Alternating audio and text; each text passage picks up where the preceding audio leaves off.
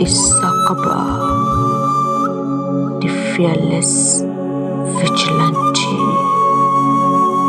Welcome to this edition of the Chronicles of Den. Today we are going to talk about the story of Isakaba, also known as Bakassi, the fearless vigilante. In the late 1990s, fear ruled many towns in eastern Nigeria. Armed robbers, kidnappers, and the ritualists terrorized innocent people. They were called Otumokbo boys or 419 men. These criminals carried charms, guns, and ruthless courage. They raided markets in broad daylight, kidnapped businessmen, and attacked buses on the highway. People cried to the police, but the police were powerless.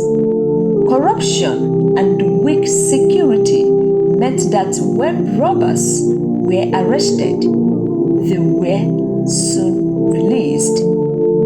Communities lived in constant fear.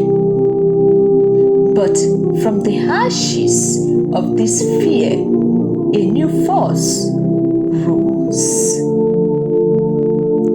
The coming of Isakaba. Isakaba was not just a random name. It came from the word Bakassi, spelled backward.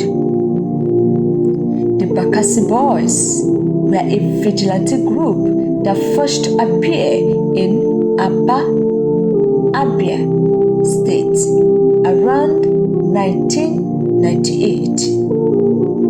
At first, they were just a group of traders tired of losing goods and loved ones to robbers. They armed themselves with cutlasses, machetes, axes, and the most terrifying of all, traditional charms. Soon, they gained a reputation. Unlike the police, the Isakaba boys did not need long investigations. They would storm a robber's house, chant incantations, and the criminal's charms would fail. Guns refused to fire at them.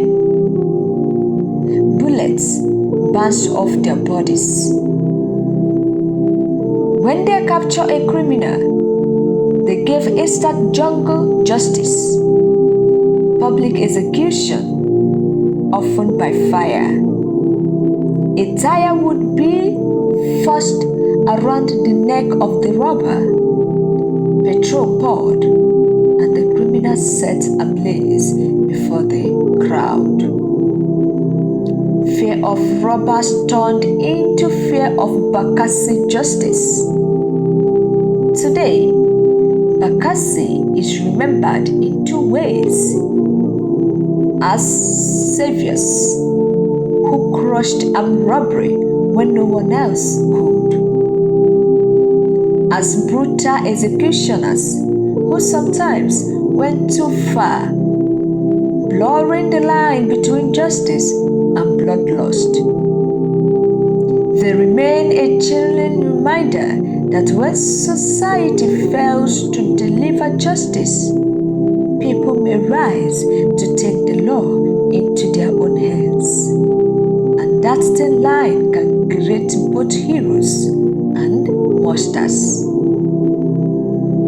Now I ask you, if a community is left unprotected and men like Bakassi rise to defend it, but in the process become as brutal as the enemies they fight, is that true justice or just another face of terror?